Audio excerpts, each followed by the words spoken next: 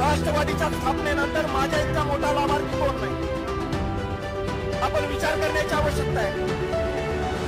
ज्याने शांतिनिकेतनमध्ये सांगलीला कॉलेजमध्ये काम करताना लेबर सिटीमध्ये काम करून आपलं शिक्षण पूर्ण केलं. ज्याला आयुष्यामध्ये रोजगार हमीच्या कामावर काही वर्ष काम करावं लागलं,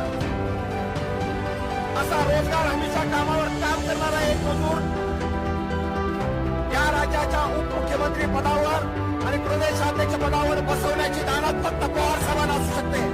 की राष्ट्रवादीच्या स्थापनेपासून या पक्षामध्ये सगळ्यात मोठा लाभार्थी जर कोण असेल तर ते स्वर्गीय आबा होते. की फार तर फार जिल्हा परिषदेच्या राजकारणापर्यंत मजल मारू शकणारा कार्यकर्ता या राज्याच्या उपमुख्यमंत्रीपदी आणि दीर्घकालीन गृहमंत्रीपदी बसवण्याची दानत जर कोणाची